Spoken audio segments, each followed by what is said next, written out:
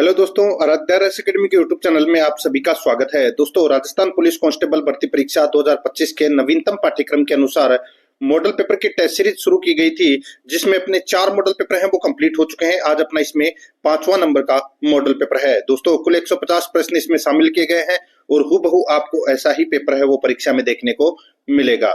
दोस्तों, अगर आपने पिछले 4 मॉडल पेपरों का अगर टेस्ट नहीं दिया है तो आप प्लेलिस्ट में जाइए, वहां पे आपको फोल्डर मिल जाएगा Rajasthan police constable model paper 2025 के नाम से आपको वहां फोल्डर मिलेगा और उसका जो लिंक है वो आपको डिस्क्रिप्शन में मिल जाएगा। तो आप वहां जाकर पिछले 4 मॉडल पेपरों का टेस्ट है वो अवश्य दें। दोस्तों, मेहनत आपकी रहेगी, मार्गदर्शन हमारा रहेगा और राजस्थान पुलिस कांस्टेबल में दोस्तों आपका श्योर सिलेक्शन होगा अगर आप हमारे साथ में चलते हैं और रोजाना एक मॉडल पेपर का टेस्ट है वो देते हैं।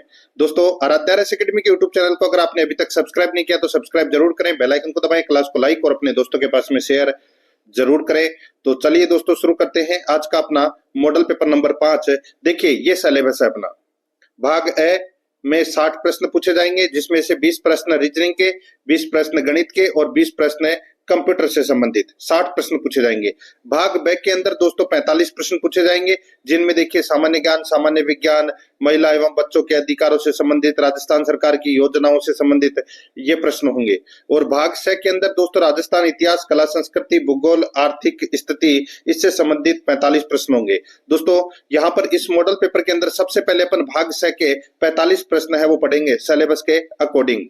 भाग से के 45 प्रश्न, ठीक है। देखिए दोस्तों, यहाँ पे पहला प्रश्न है, लोंगेवाला वार मेमोरियल कहाँ विकसित किया गया है? बताइए, लोंगेवाला वार मेमोरियल कहाँ विकसित किया गया है? तो दोस्तों इसका राइट आंसर हो जाएगा वो है ये जैसलमेर में इस विकसित किया गया है दोस्तों, लोंगेवाला वार मेमोरियल। यहाँ पर इसमें सी नंबर का ऑप्शन राइट आंसर हो जाएगा। और ये दोस्तों 1971 में जो भारतीय सेना और पाकिस्तान की सेना के बीच में जो युद्ध हुआ था, उस युद्ध की याद में दोस्तों ये मेमोरियल है वो विकसित किया गया है। तो यहाँ पर इसमें सी नंबर का ऑप्शन राइट आंसर हो जाएगा, जैसलमेर।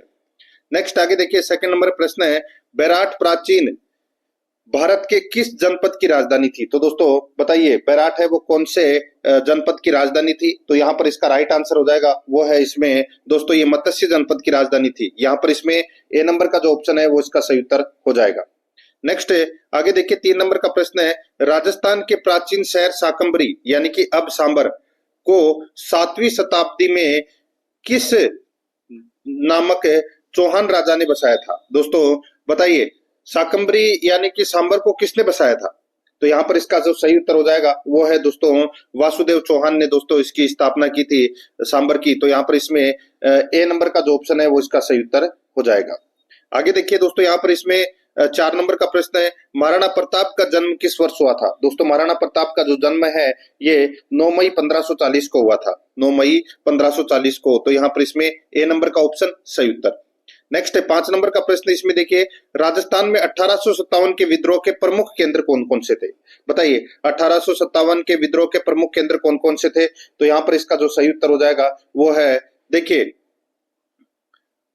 विद्रोह के प्रमुख केंद्र तो दोस्तों कोटा तथा आहुआ। बाकी तो दोस्तों यहाँ पर है ये छावनियां थी ही नहीं यहाँ पे, ठीक है। विद्रोह हुआ था कोटा में लाला जयदयाल और हरदयाल के द्वारा, आहुआ के दोस्तों ठाकुर कुशाल सिंह, नाम तो सुना ही होगा।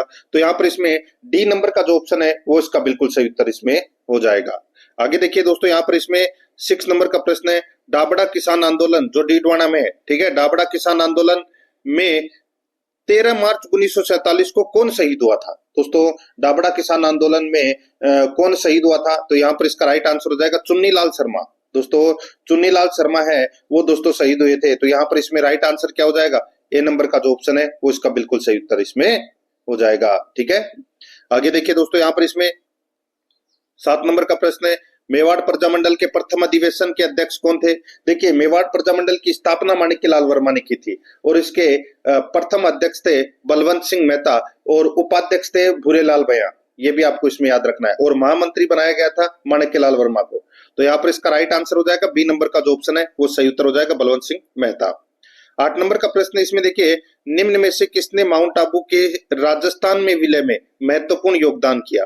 बताइए, माउंट आबू के राजस्थान में विलय में महत्वपूर्ण योगदान है वो दोस्तों किसने दिया था?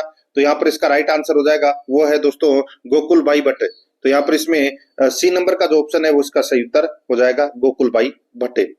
नेक्स्ट आगे देखिए 9 नंबर का प्रश्न है, निम्नांकित में से कौन महात्मा गांधी के पांचवें पुत्र के रूप में प्रसिद्ध है? बताइए, महात्मा गांधी के पांचवें पुत्र के रूप में कौन प्रसिद्ध है? तो इसका सही उत्तर हो जाएगा वो है जमनालाल बजाज। यहाँ पर इसमें बी नंबर का ऑप्शन बिल्कुल सही उत्तर हो जाएगा। इनका जन्म दोस्तों सीकर में हुआ था, ठीक है। इन्हें गुलाम नंबर 4 भी कहते हैं, गांधी जी का पांचवा पुत्र भी कहते हैं, और राजस्थान का भामाशाह के नाम से भी इनको जाना जाता है। यहाँ पर बी नंबर ऑप्शन सही उत्तर।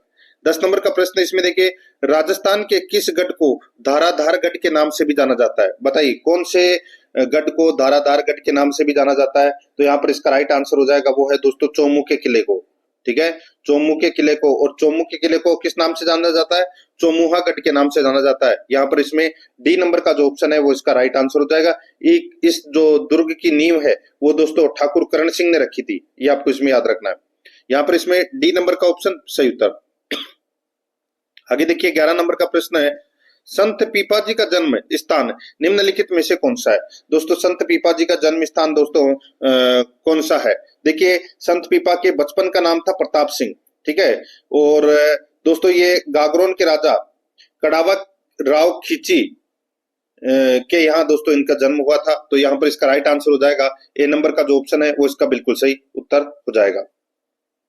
आगे देखिए 12 नंबर का प्रश्न है, किस लोक देवता की ख्याति 4 हाथों वाले देवता के रूप में हुई? बताइए, 4 हाथों वाले देवता किसे कहते हैं? तो दोस्तों वीर कल्ला जी को कहते हैं। यहाँ पर इसमें बी नंबर का जो ऑप्शन है वो इसका सही उत्तर हो जाएगा। नेक्स्ट आगे देखिए, राजस्थान का मोलेला गांव किस हस्तकला के लिए प्रसिद्ध है? बताइए, राजस्थान का मोलेला गांव किस हस्तकला के लिए प्रसिद्ध है? तो इसका जो सही उत्तर हो जाएगा दोस्तों, ये प्रसिद्ध है दोस्तों टेराकोटा के लिए, ठीक है, टेराकोटा के लिए दोस्तों प्रसिद्ध है ये। तो यहाँ पर इसमें राइट आंसर हो जाएगा ए नंबर का जो ऑप्शन है वो इसका बिल्कुल सही उत्तर इसमें हो जाएगा, ठीक है, ये ए नंबर ऑप्शन सही। नेक्स्ट आगे देखिए दोस्तों, यहाँ पे 14 नंबर का प्रश्न है, शेख सादी की गुलसिता की पांडुलिपि को चित्रित करने वाला बलदेव राजपुताना की किस चित्र शैली से संबंधित था? बताइए, राजपुताना की किस चित्र शैली से संबंधित था? तो यहाँ पर इसका जो सही उत्तर हो जाएगा वो है इसमें देवगढ़ शैली से। तो यहाँ पर इसमें सी नंबर का जो ऑप्शन है वो इसका बिल्कुल सही उत्तर हो जाएगा, देवगढ़ शैली। नेक्स्ट आगे देखिए दोस्तों, यहाँ पे 15 नंबर का प्रश्न है, राजस्थान के मेवाड़ क्षेत्र में पुरुषों की पगड़ी क्या कहलाती है? राजस्थान के मेवाड़ क्षेत्र में पुरुषों की पगड़ी को क्या कहते हैं? तो दोस्तों उसको बोलते हैं पगड़। क्या बोलते हैं? पगड़। ए नंबर का जो ऑप्शन है वो इसका सही उत्तर हो जाएगा। देखिए, आपको ये भी पता होना चाहिए कि कौन से भाग में आपके कितने प्रश्न है वो सही हो रहे हैं। देखिए 16 नंबर का प्रश्न है, जलागीत स्त्रियों द्वारा कब गाया जाता है? जलागीत स्त्रियों द्वारा कब गाया जाता है? तो दोस्तों ये जो जलागीत है ये वर की बारात का डेरा देखने जाने पर, वर की बारात का डेरा देखने जाने पर दोस्तों ये जला गीत है वो गाया जाता है। यहाँ पर सी नंबर का जो ऑप्शन है वो इसका सही उत्तर हो जाएगा। 17 नंबर का प्रश्न इसमें देखिए, निम्न में से राजस्थान की लोकप्रिय तार कठपुतली कौन सी है? बताइए, राजस्थान की लोकप्रिय तार कठपुतली कौन सी है? तो यहाँ पर इसका राइट आंसर हो जाएगा वो है दोस्तों, बताइए, तो वो है दोस्तों कठपुतली। यहाँ पर इसमें बी नंबर का जो ऑप्शन है वो इसका बिल्कुल सही उत्तर हो जाएगा। कठपुतली राजस्थान की प्राचीन लोक कला है, ठीक है। और दोस्तों कठपुतली का मतलब होता है पूरी तरह से लकड़ी से बनी हुई गुड़िया। तो यहाँ पर इसका राइट आंसर हो जाएगा बी नंबर का ऑप्शन बिल्कुल सही। 18 नंबर का प्रश्न है, जीण माता का मेला राजस्थान के किस जिले में वर्ष में 2 बार आयोजित होता है? बताइए, जीण माता का मेला कहाँ पर लगता है? तो दोस्तों रेवासा ग्राम सीकर में। तो यहाँ पर इसमें बी नंबर का जो ऑप्शन है वो इसका सही उत्तर हो जाएगा।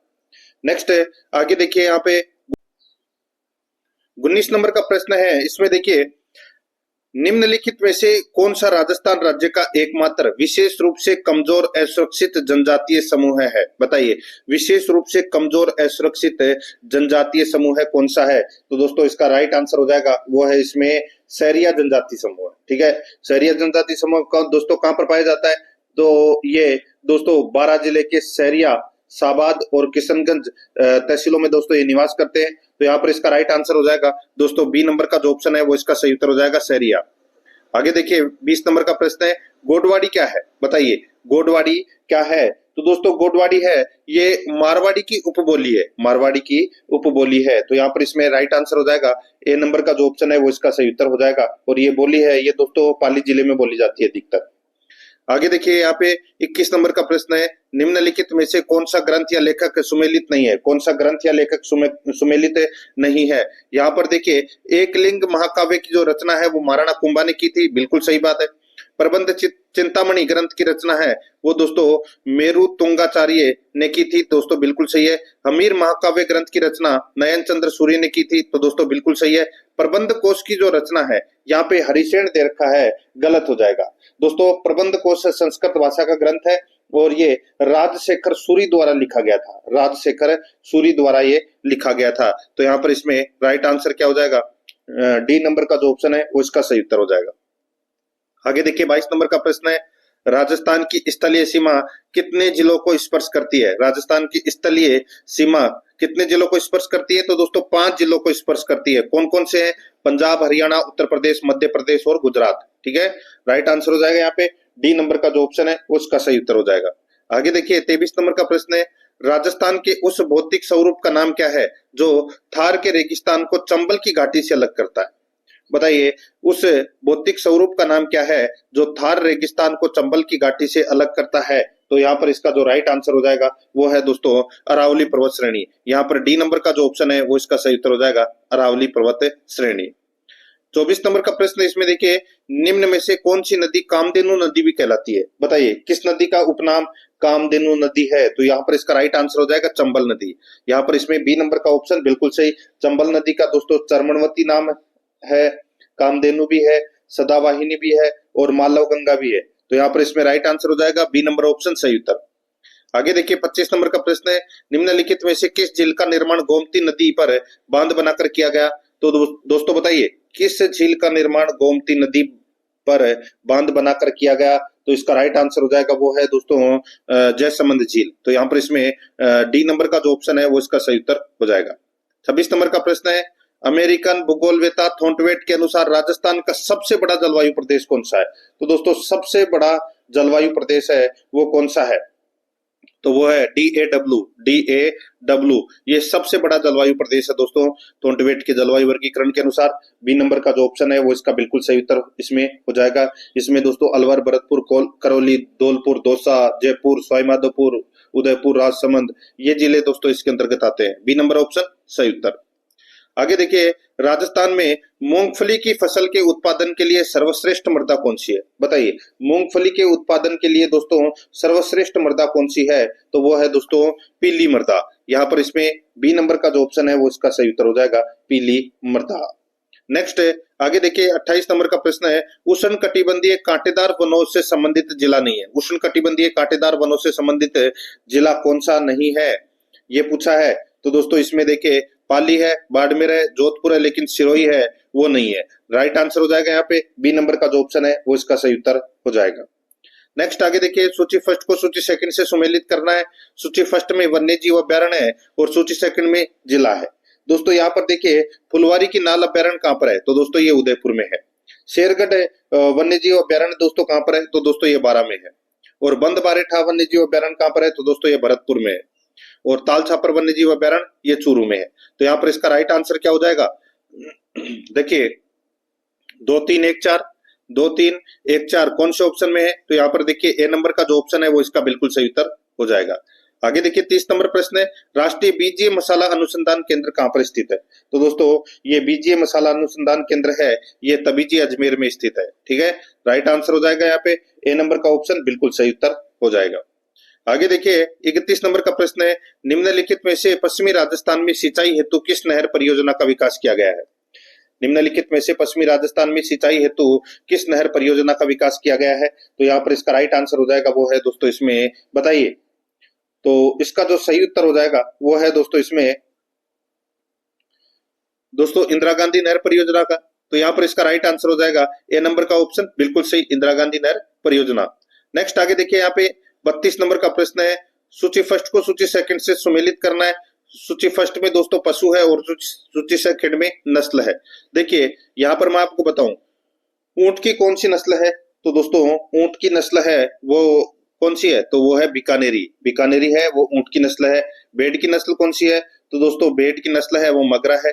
और बकरी की दोस्तों जकराना है। और गाय की नस्ल कौन सी है? तो दोस्तों राठी है। तो यहाँ पर इसमें राइट आंसर क्या हो जाएगा? 2 3 4 1, 2 3 4 1। तो यहाँ पर इसमें सही उत्तर हो जाएगा सी नंबर का जो ऑप्शन है वो इसका सही उत्तर।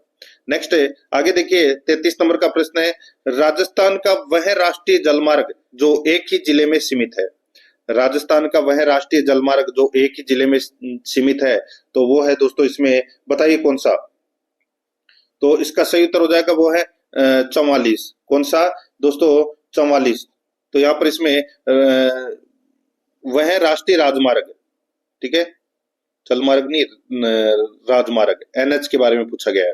राजस्थान का वह राष्ट्रीय राजमार्ग जो एक ही जिले में सीमित है, तो वो है NH 44। ये धौलपुर जिले में ही सम्मिलित है दोस्तों, मतलब धौलपुर जिले में ही सीमित है। तो यहाँ पर इसमें राइट आंसर हो जाएगा बी नंबर ऑप्शन सही उत्तर। आगे देखिए दोस्तों, यहाँ पे 34 नंबर का प्रश्न है, राजस्थान में गार्नेट के भंडार मुख्यतः पाए जाते हैं। गार्नेट के भंडार दोस्तों कहाँ पाए जाते हैं? तो दोस्तों ये टोंक जिले में पाए जाते हैं। यहाँ पर सी नंबर का ऑप्शन बिल्कुल सही उत्तर हो जाएगा, टोंक जिले में। 35 नंबर का प्रश्न है, निम्न में से कौन सा युग्म असंगत है? दोस्तों असंगत कौन सा युग्म है वो अपने को यहाँ पर बताना है।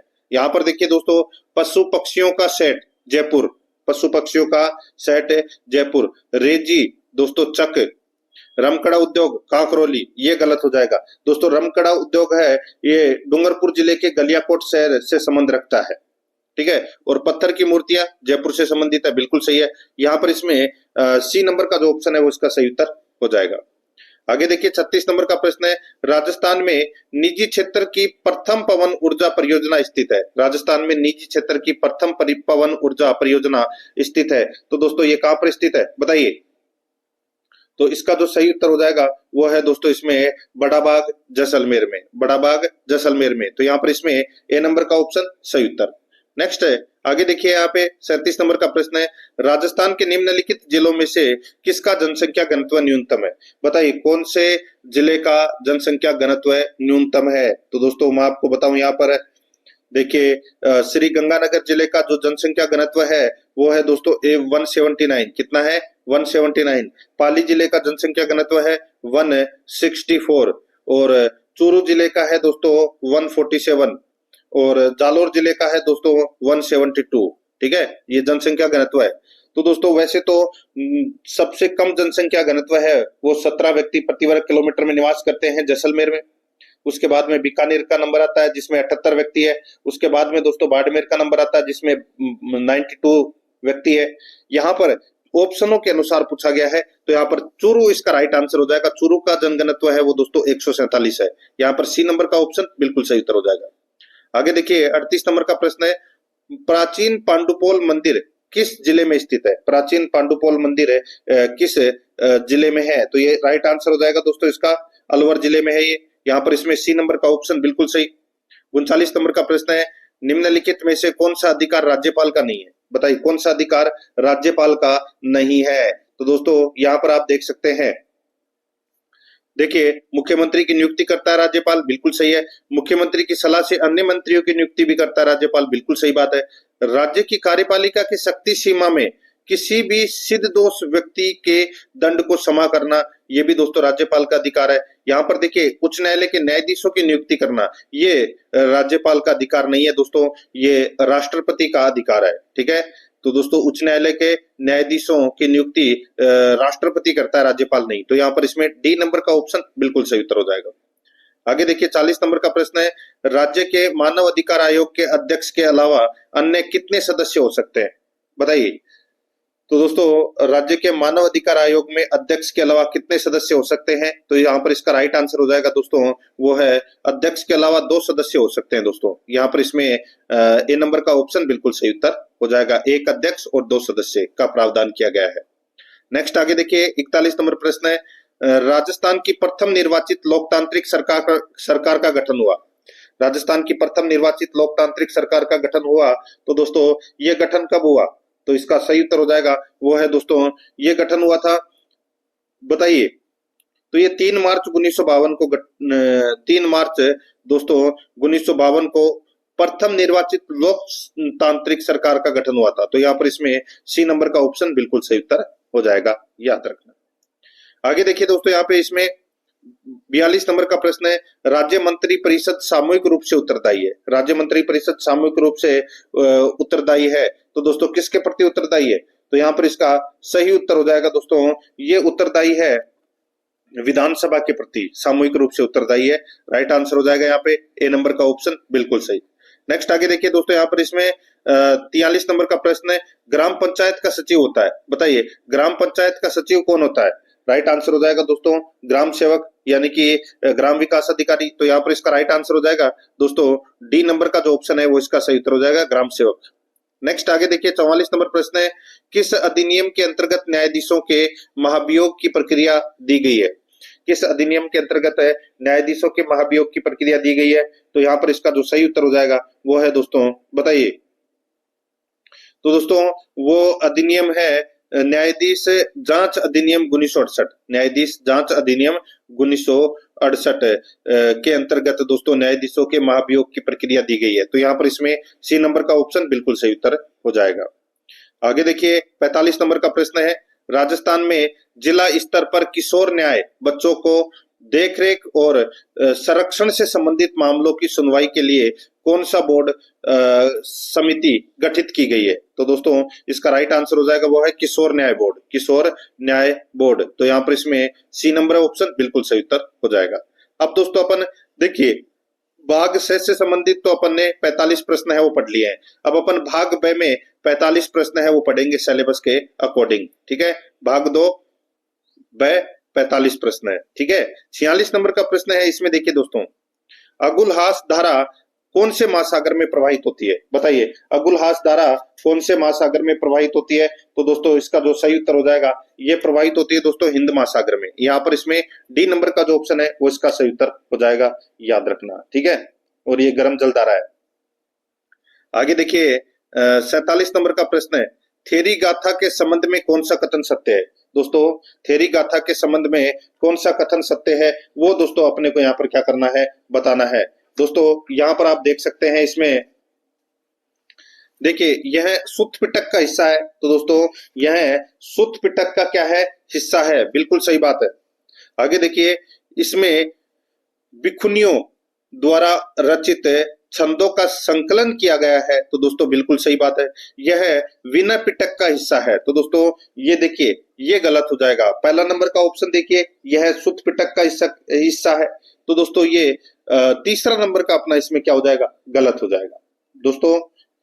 और आगे देखिए इसमें महिलाओं के सामाजिक और आध्यात्मिक अनुभवों के बारे में अंतर्दृष्टि मिलती है। तो दोस्तों बिल्कुल सही बात है। तो यहाँ पर इसमें राइट आंसर क्या हो जाएगा दोस्तों, 1, 2 और 4 इसमें क्या है, सत्य है। 1, 2 और 4 इसमें क्या है, सत्य है। तो यहाँ पर इसका राइट आंसर क्या हो जाएगा, बी नंबर का जो ऑप्शन है उसका सही उत्तर इसमें हो जाएगा। आगे देखिए 48 नंबर का प्रश्न है, विभिन्न देशों में वर्गीकृत करने में विश्व बैंक द्वारा उपयोग किया जाने वाला मुख्य मापदंड निम्नलिखित में से कौन सा है? विभिन्न देशों को वर्गीकृत करने में विश्व बैंक द्वारा उपयोग किया जाने वाला मुख्य मापदंड निम्नलिखित में से कौन सा है? तो दोस्तों बताइए कौन सा है? तो राइट आंसर हो जाएगा वो है दोस्तों प्रति व्यक्ति आय। यहाँ पर बी नंबर का जो ऑप्शन है वो इसका सही उत्तर हो जाएगा, प्रति व्यक्ति आय। 49 नंबर का प्रश्न है, इसमें देखिए प्रथम विश्व युद्ध में जर्मनी की पराजय के बाद प्रथम विश्व युद्ध में जर्मनी की पराजय के बाद विजयी देशों ने किस संधि के तहत जर्मनी पर कठोर शर्तें थोप दी? तो दोस्तों वो संधि कौन सी थी? तो दोस्तों इसका जो राइट आंसर हो जाएगा वो है इसमें वर्साय की संधि। कौन सी? वर्साय की संधि। तो यहाँ पर इसमें राइट आंसर हो जाएगा ए नंबर का जो ऑप्शन है वो इसका बिल्कुल सही उत्तर हो जाएगा। और ये 1919 में ये संधि हुई थी, वर्साय की संधि, ठीक है। ए नंबर ऑप्शन सही उत्तर। आगे देखिए यहाँ पे 50 नंबर का प्रश्न है, इसमें देखिए अमन, ओस तथा बोरो किस फसल से संबंधित है? बताइए अमन, ओस और बोरो किस फसल से संबंधित हैं? तो दोस्तों इसका राइट आंसर हो जाएगा वो है इसमें चावल से संबंधित है। ये बी नंबर का जो ऑप्शन है वो इसका बिल्कुल सही उत्तर इसमें हो जाएगा, ये किस्म है, ठीक है। और दोस्तों इसका राइट आंसर हो जाएगा बी नंबर ऑप्शन सही। नेक्स्ट 51 नंबर प्रश्न है, किस महासागर में सबसे वृहत मध्य महासागरीय श्रेणी स्थित है? किस महासागर में सबसे बृहत मध्य महासागरीय श्रेणी स्थित है? राइट आंसर हो जाएगा दोस्तों वो है अंध महासागर। अंध महासागर, इसको दोस्तों अटलांटिक महासागर भी कहते हैं। तो यहाँ पर इसमें बी नंबर का ऑप्शन बिल्कुल सही उत्तर हो जाएगा। आगे देखिए 52 नंबर का प्रश्न है, निम्न में से कौन भारतीय शास्त्रीय संगीत की प्रख्यात गायिका है? बताइए निम्नलिखित में से कौन है भारतीय शास्त्रीय संगीत की प्रख्यात गायिका है? तो यहाँ पर इसका राइट आंसर क्या हो जाएगा बताइए। तो इसका जो सही उत्तर हो जाएगा वो है दोस्तों इसमें, बताइए कौन है भारतीय शास्त्रीय संगीत की प्रख्यात गायिका? तो दोस्तों वो है शुभा मृदुगल। शुभा मृदुगल। तो यहाँ पर इसमें ए नंबर का जो ऑप्शन है वो इसका सही उत्तर हो जाएगा। आगे देखिए सर्वाधिक जैव विविधता पाई जाती है। सर्वाधिक जैव विविधता पाई जाती है तो दोस्तों बताइए कौन से वन में सर्वाधिक जैव विविधता पाई जाती है? तो इसका राइट आंसर हो जाएगा वो है उष्णकटिबंधीय वर्षा वन में सर्वाधिक जैव विविधता पाई जाती है। यहाँ पर बी नंबर का ऑप्शन बिल्कुल सही। आगे देखिए 54 नंबर प्रश्न है, मेघालय पठार का सर्वोच्च बिंदु शिखर कौन सा है? मेघालय पठार का सर्वोच्च बिंदु शिखर कौन सा है? तो यहाँ पर इसका राइट आंसर हो जाएगा वो है दोस्तों इसमें शिलोंग। यहाँ पर डी नंबर का जो ऑप्शन है वो इसका बिल्कुल सही उत्तर हो जाएगा शिलोंग। ठीक है, नेक्स्ट आगे देखिए यहाँ पे 55 नंबर का प्रश्न है। इसमें देखिए यहाँ पर देखिए भारत के संविधान में संशोधन करने की शक्ति किसे प्राप्त है? तो दोस्तों भारत के संविधान में संशोधन करने की शक्ति है वो संसद को प्राप्त है। ठीक है, संसद को प्राप्त है। यहाँ पर डी नंबर का ऑप्शन बिल्कुल सही उत्तर हो जाएगा। 56 नंबर प्रश्न है, भारतीय पुरातत्व सर्वेक्षण के पहले जनरल कौन थे? भारतीय पुरातत्व सर्वेक्षण के पहले जनरल कौन थे? दोस्तों इसका जो राइट आंसर हो जाएगा बताइए कौन थे? तो वो थे अलेक्जेंडर कनिगम। अलेक्जेंडर कनिगम। तो यहाँ पर इसमें सी नंबर ऑप्शन सही उत्तर हो जाएगा। 57 नंबर प्रश्न इसमें देखिए, जब 0 डिग्री देशांतर पर सुबह के 10 बज रहे हैं तो 15 डिग्री पूर्वी देशांतर पर कितना समय होगा? जब 0 डिग्री देशांतर पर सुबह के 10 बज रहे हैं तो 15 डिग्री पूर्वी देशांतर पर कितना समय होगा? तो बताइए कितना समय होगा? तो यहाँ पर इसका जो सही उत्तर हो जाएगा वो है इसमें, बताइए कितना समय होगा? इसका सही उत्तर हो जाएगा वो है दोस्तों प्रातः 11 बजे। यहाँ पर ए नंबर का जो ऑप्शन है वो इसका बिल्कुल सही उत्तर हो जाएगा प्रातः 11 बजे। दोस्तों यहाँ पर ये है 15 डिग्री को 4 से मल्टीप्लाई कर लेंगे। ठीक है, तो 15 चौके कितना हो जाएगा 60 मिनट, यानी कि एक देशांतर बराबर 4 मिनट होता है। तो 15 इंटू 4 तो 60 मिनट, यानी कि 11 बज जाएंगे। यहाँ पर ए नंबर का ऑप्शन बिल्कुल सही। आगे देखिए भारत के संविधान की प्रस्तावना में कौन सी विशेषता नहीं है? बताइए भारतीय संविधान की प्रस्तावना में कौन सी विशेषता नहीं है?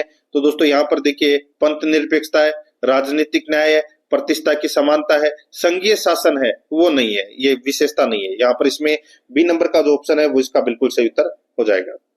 नेक्स्ट आगे देखिए यहाँ पे 59 नंबर प्रश्न है, संपत्ति का अधिकार वर्तमान में भारत के संविधान के किस अनुच्छेद में वर्णित है? बताइए। तो दोस्तों ये अनुच्छेद 300 क, अनुच्छेद 300 क में वर्णित है। यहाँ पर सी नंबर का जो ऑप्शन है वो इसका सही उत्तर हो जाएगा। 60 नंबर का प्रश्न इसमें देखिए, सूर्य के प्रकाश को सूर्य से पृथ्वी तक आने में कितना समय लगता है? सूर्य के प्रकाश को सूर्य से पृथ्वी तक आने में कितना समय लगता है? तो दोस्तों इसका राइट आंसर हो जाएगा वो है कितना समय लगता है बताइए। तो दोस्तों इसमें 8 मिनट और 20 सेकंड का समय लगता है, 8 मिनट और 20 सेकंड का। तो यहाँ पर इसमें राइट आंसर हो जाएगा डी नंबर का ऑप्शन बिल्कुल सही। नेक्स्ट है 61 नंबर का प्रश्न इसमें देखिए, किस वैज्ञानिक ने वंशागति का गुणसूत्रीय सिद्धांत प्रस्तुत किया? किस वैज्ञानिक ने वंशागति का गुणसूत्रीय सिद्धांत प्रस्तुत किया? तो इसका जो सही उत्तर हो जाएगा वो है दोस्तों इसमें कौन सा बताइए।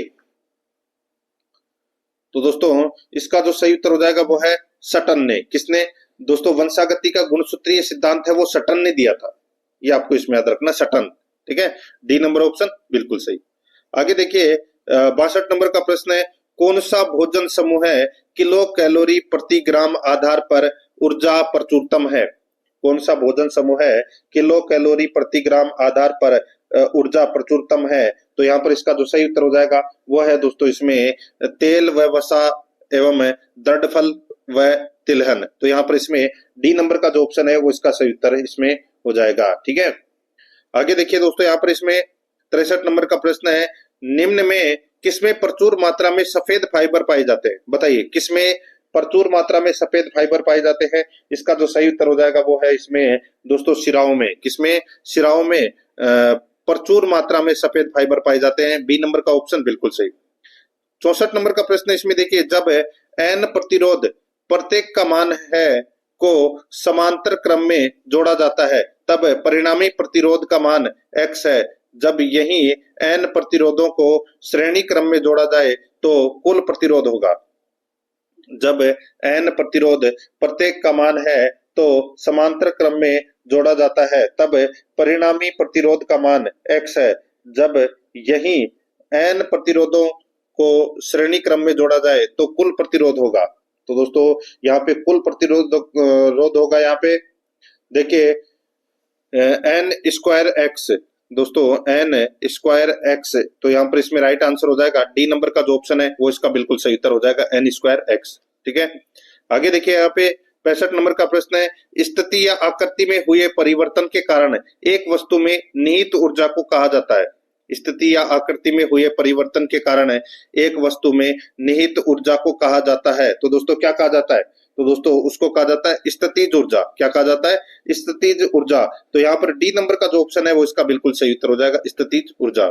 66 नंबर का प्रश्न इसमें देखिए, कौन सा उदाहरण थर्मोसेटिंग बहुलक का है? कौन सा उदाहरण थर्मोसेटिंग बहुलक का है? तो यहाँ पर इसका सही उत्तर हो जाएगा वो है दोस्तों इसमें बेकेलाइट।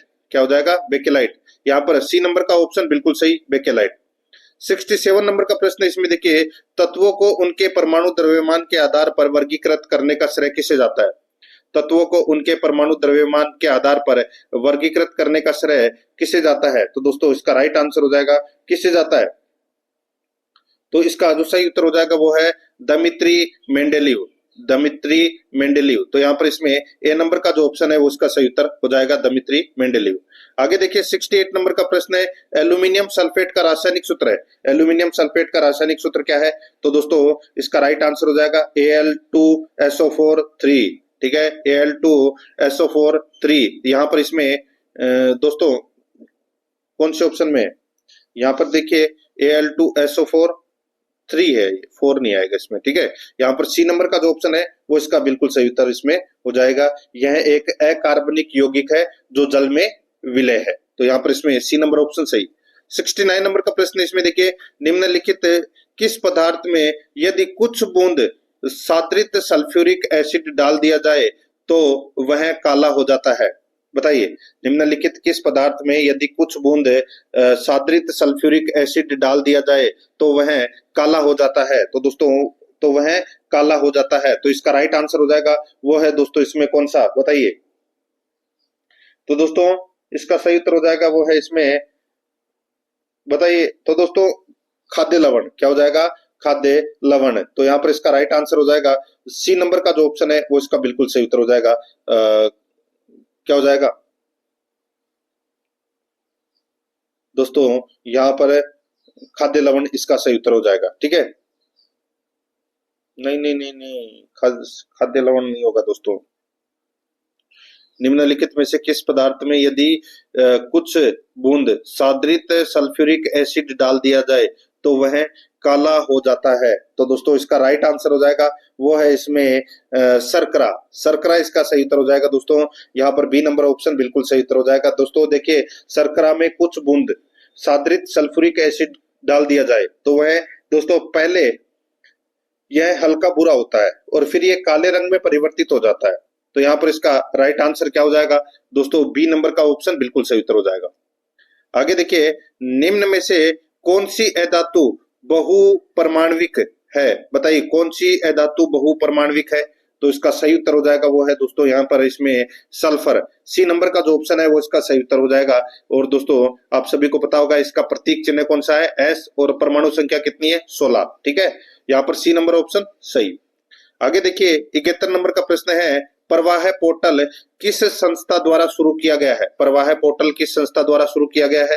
तो यहाँ पर इसका राइट आंसर हो जाएगा दोस्तों, ये प्रवाह पोर्टल है ये भारतीय रिजर्व बैंक द्वारा शुरू किया गया है। यहाँ पर ए नंबर का जो ऑप्शन है वो इसका बिल्कुल सही उत्तर हो जाएगा, भारतीय रिजर्व बैंक द्वारा ये शुरू किया गया है। ए नंबर ऑप्शन सही। नेक्स्ट आगे देखिए दोस्तों, यहाँ पर 72 नंबर का प्रश्न है, देखिए डेजर्ट फ्लैग 10 डेजर्ट फ्लैग 10 युद्धाभ्यास का आयोजन किस देश में किया जा रहा है? तो दोस्तों ये दोस्तों डेजर्ट फ्लैग 10 दोस्तों ये संयुक्त अरब अमीरात में किया जा रहा है ये युद्धाभ्यास। तो यहाँ पर इसमें राइट आंसर हो जाएगा सी नंबर का ऑप्शन बिल्कुल सही, और इसमें भारत सहित 12 देशों की वायुसेनाएं हैं वो हिस्सा ले रही है। सी नंबर ऑप्शन सही उत्तर। आगे देखिए 73 नंबर का प्रश्न है, हाल ही में हरिदत्त कापड़ी का निधन हो गया। हाल ही में हरिदत्त कापड़ी का निधन हो गया, वह किस खेल से जुड़े हुए थे? तो दोस्तों कौन से खेल से जुड़े हुए थे? तो दोस्तों इसका राइट आंसर हो जाएगा ये बास्केटबॉल से जुड़े हुए थे दोस्तों। राइट आंसर हो जाएगा डी नंबर ऑप्शन सही उत्तर। आगे देखिए नया पंबन रेल ब्रिज किस द्वीप को मुख्य भूमि से जोड़ता है? नया पंबन रेल ब्रिज किस द्वीप को मुख्य भूमि से जोड़ता है? तो यहाँ पर इसका सही उत्तर हो जाएगा दोस्तों वो है इसमें बताइए। तो इसका सही उत्तर हो जाएगा दोस्तों कौन सा? तो वो है रामेश्वरम। रामेश्वरम। तो यहाँ पर सी नंबर का ऑप्शन बिल्कुल सही उत्तर हो जाएगा रामेश्वरम। ठीक है, नेक्स्ट आगे देखिए 75 नंबर प्रश्न है, भारत का 62वां राष्ट्रीय समुद्री दिवस कब मनाया गया? भारत का 62वां राष्ट्रीय समुद्री दिवस कब मनाया गया? दोस्तों ये मनाया गया 5 अप्रैल 2025 को। तो यहाँ पर इसमें बी नंबर का ऑप्शन बिल्कुल सही 5 अप्रैल 2025 को। 76 नंबर का प्रश्न है, वंचित और जरूरतमंद छात्रों के लिए कुल कितने आवासीय छात्रावास बालकों और बालिकाओं के लिए अलग अलग स्थापित किए गए हैं? वंचित और जरूरतमंद छात्रों के लिए कुल कितने आवासीय छात्रावास बालकों और बालिकाओं के लिए अलग अलग स्थापित किए गए हैं? तो यहाँ पर इसका सही उत्तर हो जाएगा वो है दोस्तों इसमें कौन सा बताइए? तो वो है कुल 11 आवासीय छात्रावास स्थापित किए गए हैं, जिसमें 7 बालकों के लिए और 4 बालिकाओं के लिए। तो यहाँ पर इसमें बी नंबर का ऑप्शन सही उत्तर। नेक्स्ट आगे देखिए, ई श्रम पोर्टल पर पंजीकरण के लिए पात्र श्रमिक की क्या है और कौन सी शर्तें लागू होती है? बताइए दोस्तों। ई पोर्टल पर पंजीकरण के लिए दोस्तों यानी कि निःशुल्क पंजीकरण के लिए पात्र श्रमिक की आयु है, ठीक है, पात्र श्रमिक की जो आयु है वो दोस्तों 16 से 59 वर्ष, ठीक है। और दोस्तों शर्तें हैं आयकर दाता या ईपीएफओ और ईएसआईआईसी के सदस्य नहीं होने चाहिए। तो यहाँ पर इसमें बी नंबर का ऑप्शन बिल्कुल सही उत्तर इसमें हो जाएगा, ठीक है। नेक्स्ट आगे देखिए यहाँ पे 78 नंबर प्रश्न है, स्वामी विवेकानंद राजकीय मॉडल स्कूलों में बालिकाओं के लिए कम से कम कितने प्रतिशत सीट आरक्षित करके प्रवेश को प्रोत्साहित किया जाता है? स्वामी विवेकानंद राजकीय मॉडल स्कूलों में बालिकाओं के लिए कम से कम कितने प्रतिशत सीट आरक्षित करके प्रवेश को प्रोत्साहित किया जाता है? तो यहाँ पर इसका सही उत्तर हो जाएगा दोस्तों, बताइए कौन सा?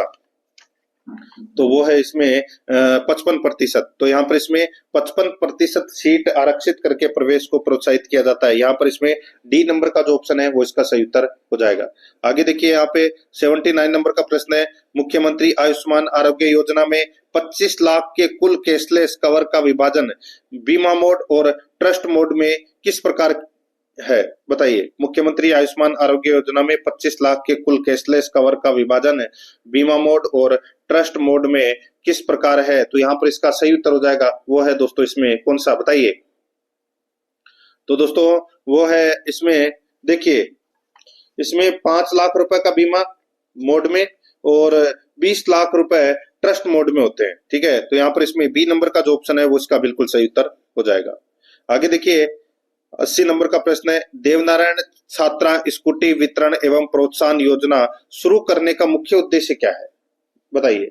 देवनारायण छात्रा स्कूटी वितरण एवं प्रोत्साहन योजना में दोस्तों योजना शुरू करने का जो मुख्य उद्देश्य है वो क्या है? तो वो है छात्रों यानी कि छात्राओं की पढ़ाई के लिए प्रोत्साहित करना एवं राज्य की कम महिला साक्षरता को दूर करना, ये इसका मुख्य उद्देश्य है। यहाँ पर बी नंबर का ऑप्शन बिल्कुल सही उत्तर हो जाएगा। आगे देखिए 81 नंबर का प्रश्न है, ठीक है। इसमें देखिए धारा 354D आईपीसी के तहत कौन सा अपराध दंडनीय है? आईपीसी की धारा दोस्तों 354D के तहत कौन सा अपराध दंडनीय है? तो यहाँ पर इसका राइट आंसर हो जाएगा वो है पीछा करना। तो यहाँ पर इसमें बी नंबर का ऑप्शन बिल्कुल सही उत्तर हो जाएगा। ये दोस्तों महिलाओं एवं बच्चों के अधिकार से संबंधित ये प्रश्न है। आगे देखिए यहाँ पे 82 नंबर का प्रश्न है, स्त्री असिस्ट अपरूपण निषेध अधिनियम 1986 के तहत दोबारा अपराध करने की सजा क्या है? तो दोस्तों दोबारा अपराध करने की सजा है वो है इसमें 5 वर्ष तक की कैद और 10,000 से 1 लाख रुपए तक जुर्माना। यहाँ पर इसमें बी नंबर का ऑप्शन सही उत्तर हो जाएगा। आगे देखिए 83 नंबर का प्रश्न है, गर्भपात के लिए मेडिकल बोर्ड की आवश्यकता कब पड़ती है? गर्भपात के लिए मेडिकल बोर्ड की आवश्यकता कब पड़ती है? तो दोस्तों इसका राइट आंसर हो जाएगा वो है 24 सप्ताह से अधिक गर्भ के लिए। तो यहाँ पर इसमें बी नंबर का जो ऑप्शन है वो इसका सही उत्तर हो जाएगा। ठीक है, आगे देखिए यहाँ पे 84 नंबर का प्रश्न है, डायन शिकार के अपराध के लिए अधिनियम के तहत अधिकतम सजा क्या है? डायन शिकार के अपराध के लिए अधिनियम के तहत अधिकतम सजा क्या है? तो दोस्तों अधिकतम सजा है वो क्या है? तो इसका राइट आंसर हो जाएगा वो है दोस्तों 7 वर्ष का कारावास। तो यहाँ पर इसमें सी नंबर ऑप्शन बिल्कुल सही, 7 वर्ष का कारावास। आगे देखिए ITPA 1956 की धारा 2 के तहत निम्नलिखित में से किसे परिभाषित किया गया है? तो दोस्तों किसे परिभाषित किया गया है? तो यहाँ पर इसका सही उत्तर हो जाएगा दोस्तों वो है इसमें देखिए वेश्यालय को। तो यहाँ पर इसमें ए नंबर का ऑप्शन बिल्कुल सही, वेश्यालय। आगे देखिए 86 नंबर का प्रश्न है, पोस्को अधिनियम के तहत यौन उत्पीड़न की परिभाषा में क्या शामिल है? तो दोस्तों यहाँ पर इसका राइट आंसर हो जाएगा वो है इसमें धारा 11 में दोस्तों ये परिभाषित किया गया है। तो इसके अंदर अश्लील इशारे या टिप्पणियां करना, तो यहाँ पर इसमें राइट आंसर हो जाएगा बी नंबर ऑप्शन बिल्कुल सही। नेक्स्ट, दहेज निषेध अधिनियम के तहत कौन सा अपराध गैर जमानती है? दहेज निषेध अधिनियम के तहत कौन सा अपराध गैर जमानती है? तो यहाँ पर इसका जो सही उत्तर हो जाएगा वो है इसमें कौन सा बताइए? तो वो है दोस्तों दहेज की मांग करना। तो यहाँ पर इसमें राइट आंसर क्या हो जाएगा? ए नंबर का ऑप्शन बिल्कुल सही। नेक्स्ट आगे देखिए पीसीपी एनडीटी अधिनियम 1994 के तहत कौन सी तकनीक लिंग चयन के लिए प्रतिबंधित है? पीसीपी एनडीटी अधिनियम 1994 के तहत कौन सी तकनीक लिंग चयन के लिए प्रतिबंधित है? तो यहाँ पर इसका सही उत्तर हो जाएगा वो है दोस्तों इसमें देखिए आईवीएफ यानी कि इन विट्रो फर्टिलाइजेशन सहित सभी लिंग चयन तकनीकें। तो यहाँ पर इसमें राइट आंसर हो जाएगा बी नंबर ऑप्शन सही। 89 नंबर प्रश्न है, सती निवारण अधिनियम 1987 के तहत सती को प्रोत्साहित करने वाला व्यक्ति कौन हो सकता है? सती को प्रोत्साहित करने वाला व्यक्ति कौन हो सकता है? तो यहाँ पर इसका राइट आंसर हो जाएगा दोस्तों वो है इसमें कोई भी व्यक्ति चाहे पुरुष हो या महिला, कोई भी व्यक्ति चाहे पुरुष हो या महिला। यहाँ पर सी नंबर का ऑप्शन बिल्कुल सही उत्तर हो जाएगा। आगे देखिए यहाँ पे दोस्तों 90 नंबर का प्रश्न है, सती प्रथा को सर्वप्रथम कब और किसके द्वारा अवैध घोषित किया गया था? तो दोस्तों सती प्रथा को सर्वप्रथम कब और किसके द्वारा अवैध घोषित किया गया था? तो यहाँ पर इसका राइट आंसर हो जाएगा वो है 1829 में लॉर्ड विलियम बेंटिंग के द्वारा दोस्तों ये अवैध घोषित किया गया था। तो यहाँ पर इसमें ए नंबर का ऑप्शन बिल्कुल सही उत्तर हो जाएगा इसमें। ठीक है दोस्तों, अपन ने भाग ब और स है वो पढ़ लिया है, इनके अपन ने 45 प्रश्न है वो पढ़ लिए हैं। अब अपन दोस्तों भाग एक के अंदर कंप्यूटर, रीजनिंग और मैथ से संबंधित 60 प्रश्न पढ़ेंगे, यानी कि 20 प्रश्न तीनों के। दोस्तों सर्वप्रथम देखिए यहाँ पे अपन भाग 3 के अंदर भाग ए में दोस्तों कंप्यूटर के 20 प्रश्न सबसे पहले पढ़ेंगे। ठीक है, उसके बाद में दोस्तों अपन 20 प्रश्न रीजनिंग के और 20 प्रश्न मैथ से संबंधित पढ़ेंगे। देखिए 91 नंबर का प्रश्न है, 1 किलोबाइट तुल्य है, यानी कि 1 केबी। दोस्तों 1 केबी किसके बराबर है?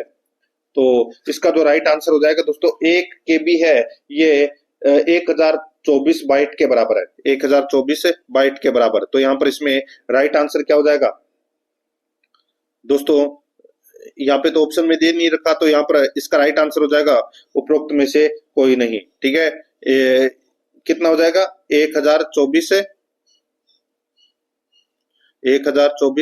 Bite, BYTE। ठीक है, तो यहाँ पर इसमें राइट आंसर हो जाएगा डी नंबर ऑप्शन बिल्कुल सही। 92 नंबर का प्रश्न है, इसमें देखिए एक टेक्स्ट ब्लॉक की शुरुआत की 2 या ज्यादा लाइनों तक एक लेटर को एनलार्ज करने के लिए MS वर्ड में कौन सा फीचर उपयुक्त है?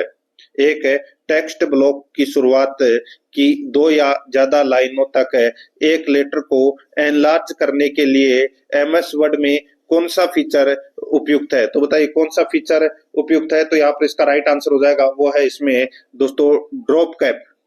ड्रॉप कैप, तो यहाँ पर इसमें राइट आंसर हो जाएगा बी नंबर का ऑप्शन बिल्कुल सही। नेक्स्ट है, आगे देखिए यहाँ पे एच डी रैम का तात्पर्य क्या है दोस्तों? एच डी रैम की फुल फॉर्म क्या है? तो दोस्तों इसका राइट आंसर हो जाएगा वो है यहाँ पे देखिए एच डी रोम की फुल फॉर्म हो जाएगी दोस्तों इसमें सिक्रोनस डायनेमिक रैम, सिक्रोनस डायनेमिक रैम, ये इसकी फुल फॉर्म है। तो यहाँ पर इसमें सी नंबर का ऑप्शन बिल्कुल सही। आगे देखिए 94 नंबर का प्रश्न है, निम्नलिखित में से कौन सा या कौन से कथन सही है? कौन सा या कौन से कथन है वो सही है? यहाँ पर आप देख सकते हैं दोस्तों, इसमें देखिए प्राइमरी मेमोरी का एक्सेस टाइम सेकेंडरी मेमोरी के एक्सेस टाइम से ज्यादा होता है। ठीक है दोस्तों, यहाँ पर देखिए प्राइमरी मेमोरी का एक्सेस टाइम, प्राइमरी मेमोरी का एक्सेस टाइम सेकेंडरी मेमोरी के एक्सेस टाइम से ज्यादा होता है। तो अपने को सही कथन बताना है। तो दोस्तों अपना ये पहला कथन है वो क्या हो जाएगा? गलत हो जाएगा। यहाँ पर मैं आपको बताऊं तो दोस्तों देखिए इसमें प्राइमरी मेमोरी में रखा डाटा है वो तेजी से एक्सेस किया जा सकता है और इसका एक्सेस टाइम है वो कम होता है।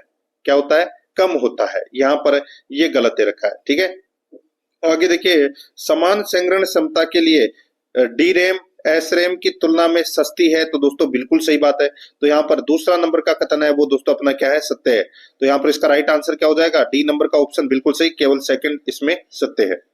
95 नंबर का प्रश्न है, इसमें देखिए जब प्रयोक्ता एमएस एक्सेल की सीट की सेल में कंटेंट टाइप करे एवं टाइप हुआ कंटेंट सेल से बाहर चला जाए तो कंटेंट को उसी सेल में एडजस्ट करने हेतु प्रयुक्त कमांड है।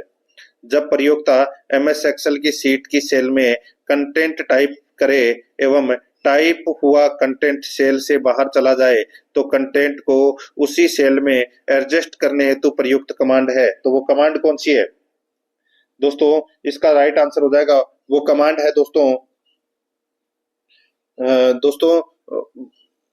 Verb text. क्या हो जाएगा? Verb text. तो यहाँ पर इसमें बी नंबर का जो ऑप्शन है वो इसका सही उत्तर हो जाएगा। नेक्स्ट है, आगे देखिए यहाँ पे 96 नंबर का प्रश्न है, निम्नलिखित में से वह कौन सी बैच फाइल है जो एमएस डॉस बूट होने पर स्वचालित रूप से चलाई जाती है? निम्नलिखित में से वह कौन सी बैच फाइल है जो एमएस डॉस बूट होने पर स्वचालित रूप से चलाई जाती है? इसका राइट आंसर हो जाएगा वो है दोस्तों इसमें, बताइए। तो दोस्तों इसका राइट आंसर हो जाएगा वो है ऑटो exec.bat। तो यहाँ पर इसमें सही उत्तर हो जाएगा दोस्तों डी नंबर का जो ऑप्शन है वो इसका सही उत्तर। नेक्स्ट आगे देखिए, विंडो ऑपरेटिंग सिस्टम में टाइटल बार के ठीक नीचे कौन सा बार होता है? तो दोस्तों वो होता है यहाँ पे मेन्यू बार। यहाँ पर इसमें ए नंबर का ऑप्शन बिल्कुल सही, मेन्यू बार। नेक्स्ट आगे देखिए यहाँ पे लिनक्स का विकास किसने किया था? लिनक्स का विकास किसने किया था? राइट आंसर हो जाएगा दोस्तों लिनक्स का विकास है वो लिनस टोरवाल्ड्स 1991 में किया था दोस्तों। लिनस टोरवाल्ड्स ने 1991 में किया था। यहाँ पर ए नंबर का ऑप्शन सही उत्तर। आगे देखिए 99 नंबर का प्रश्न है, नया फॉन्ट स्थापित करने के लिए पाथ क्या होगा? नया फॉन्ट स्थापित करने के लिए पाथ क्या होगा? तो यहाँ पर इसका सही उत्तर हो जाएगा दोस्तों ये जो यहाँ पर जो पाथ होगा वो कौन सा? तो दोस्तों वो है स्टार्ट, कंट्रोल पैनल, फॉन्ट, नई फॉन्ट स्थापित। तो यहाँ पर इसमें सी नंबर का जो ऑप्शन है वो इसका सही उत्तर हो जाएगा। आगे देखिए यहाँ पे 100 नंबर का प्रश्न है, देखिए गीगो से क्या तात्पर्य है? GIGO से क्या तात्पर्य है? तो इसका राइट आंसर हो जाएगा वो है garbage in garbage out, garbage in garbage out. तो यहाँ पर इसमें राइट आंसर बी नंबर का ऑप्शन बिल्कुल सही उत्तर हो जाएगा। आगे देखिए यहाँ पे 101 नंबर का प्रश्न है, पावर पॉइंट में संपूर्ण प्रेजेंटेशन का कलर बदलने के लिए किस टैब का प्रयोग किया जाता है? पावर पॉइंट में संपूर्ण प्रेजेंटेशन का कलर बदलने के लिए किस टैब का प्रयोग किया जाता है? तो यहाँ पर इसका राइट आंसर हो जाएगा, बताइए कौन से टैब का प्रयोग किया जाता है? इसका सही उत्तर हो जाएगा वो है दोस्तों यहाँ पे व्यू का, व्यू टैब। ठीक है, राइट आंसर हो जाएगा यहाँ पे बी नंबर का ऑप्शन बिल्कुल सही। नेक्स्ट आगे देखिए, क्वार्टी QWERTY के संदर्भ में किसके संदर्भ में उपयोग किया जाता है? बताइए। तो दोस्तों राइट आंसर हो जाएगा ये कीबोर्ड के संदर्भ में है। यहाँ पर सी नंबर का ऑप्शन बिल्कुल सही उत्तर हो जाएगा। आगे देखिए 103 नंबर का प्रश्न है, एक कंप्यूटर कीबोर्ड में कंट्रोल शिफ्ट डिलीट और इंसर्ट कुंजियों को जाना जाता है, बताइए किस नाम से जाना जाता है? तो इनको विशिष्ट कुंजियों के नाम से जाना जाता है दोस्तों। यहाँ पर ए नंबर का ऑप्शन बिल्कुल सही, विशिष्ट कुंजियों के रूप में इनको जाना जाता है। ठीक है, आगे देखिए दोस्तों, यहाँ पर इसमें 104 नंबर का प्रश्न है, किसी उत्पाद प्रोडक्ट पर काली एवं सफेद खड़ी लाइनों को किसके द्वारा पढ़ा जाता है?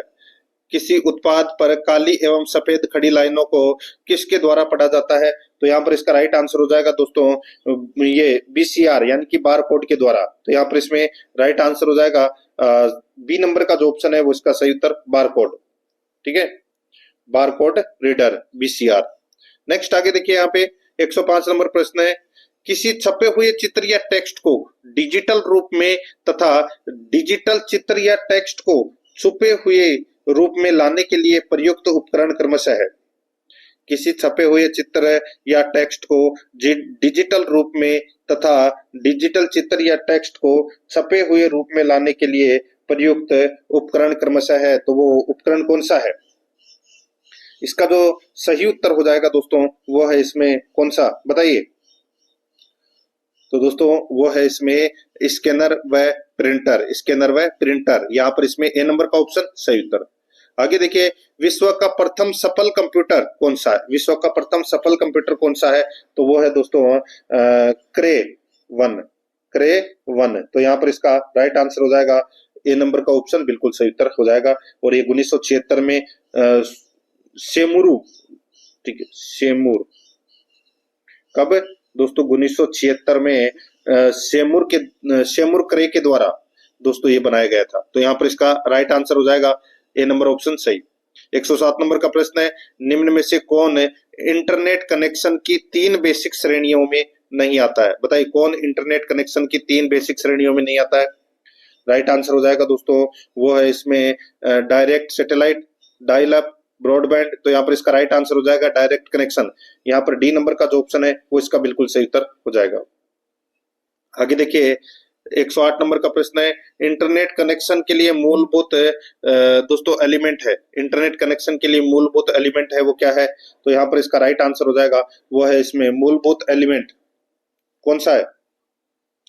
इसका सही उत्तर हो जाएगा दोस्तों यहाँ पर मूलभूत जो एलिमेंट होता है वो होता है दोस्तों इसमें देखिए मोडेम, टेलीफोन लाइन, कंप्यूटर। तो यहाँ पर इसका राइट आंसर हो जाएगा वो है ऑल ऑफ द अबव, उपरोक्त सभी। तो यहाँ पर इसमें डी नंबर का जो ऑप्शन है वो सही उत्तर हो जाएगा।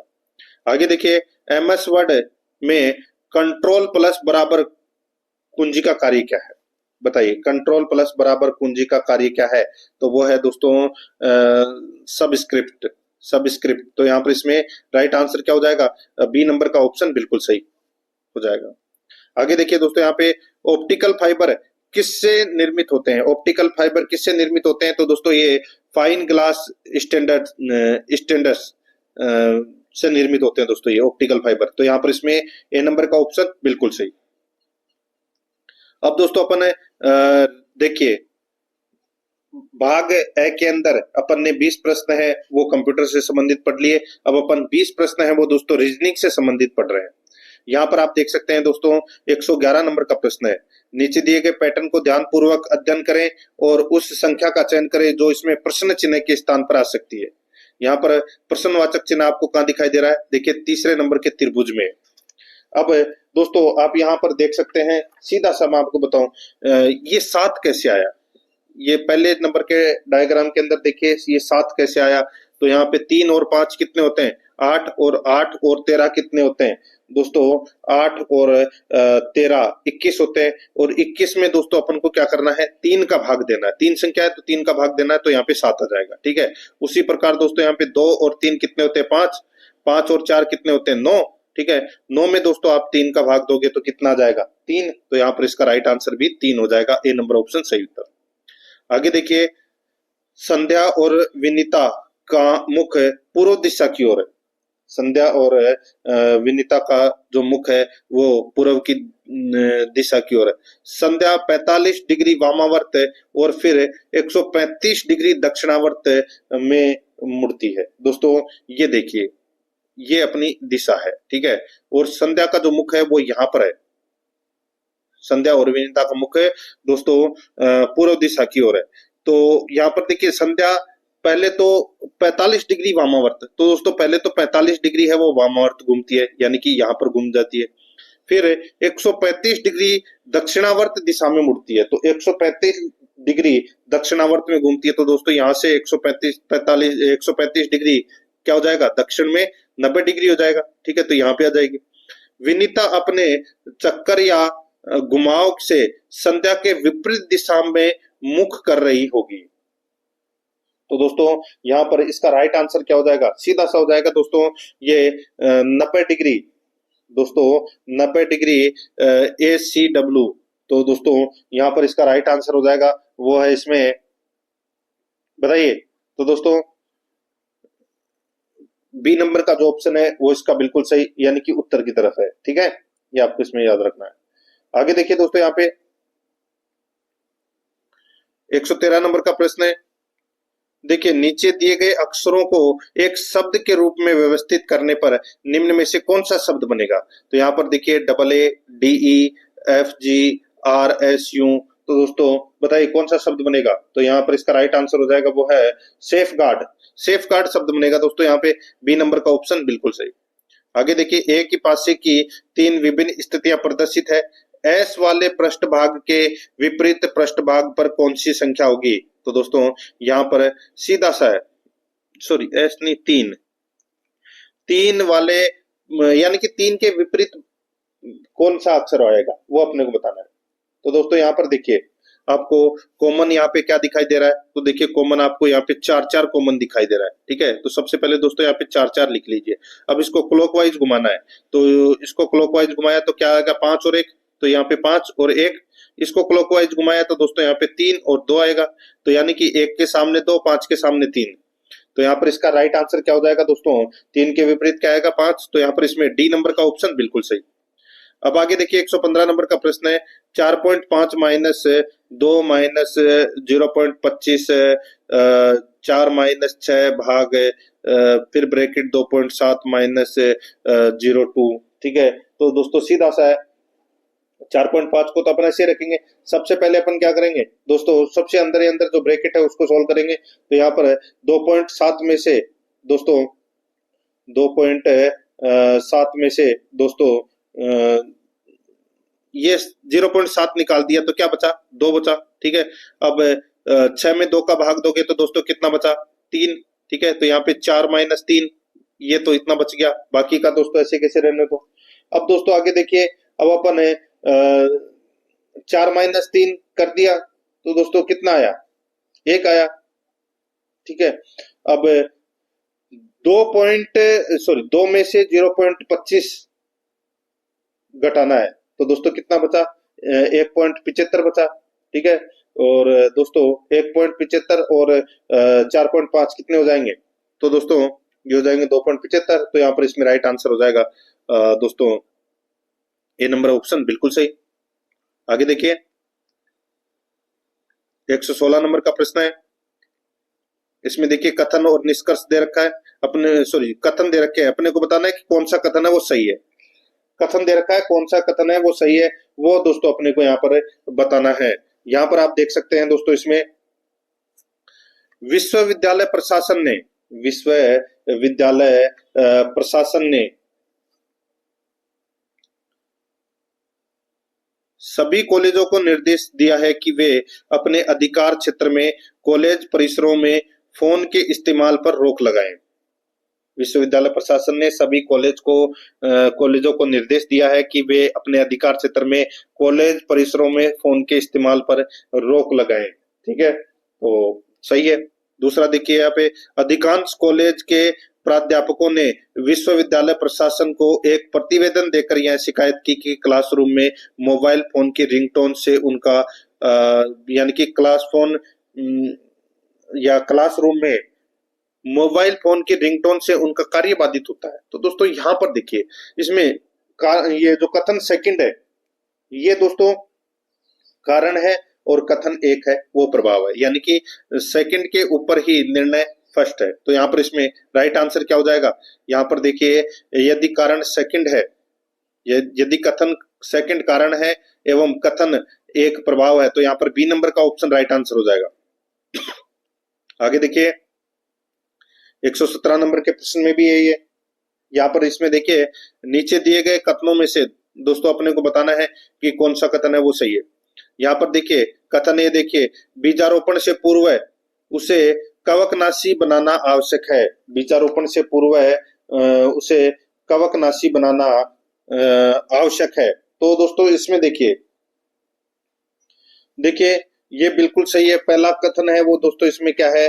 बिल्कुल सत्य है। ठीक है। आगे देखिए, बीज कीटाणुरोधी नहीं होते हैं जब तक कि उन्हें कवकनाशी विलयन से नहीं गुजारा जाए। तो दोस्तों ये अपना क्या हो जाएगा? गलत हो जाएगा।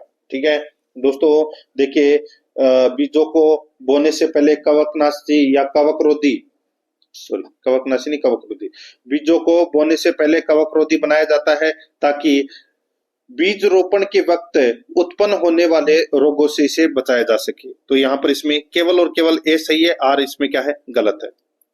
ए सही है, आर गलत है। तो यहाँ पर इसमें सी नंबर का ऑप्शन सही उत्तर हो जाएगा। आगे देखिए, एक्स ने एक चित्र की ओर इशारा करते हुए कहा, एक चित्र की ओर इशारा करते हुए एक्स ने कहा, इसकी माँ मेरे पिता के पुत्र की पत्नी है।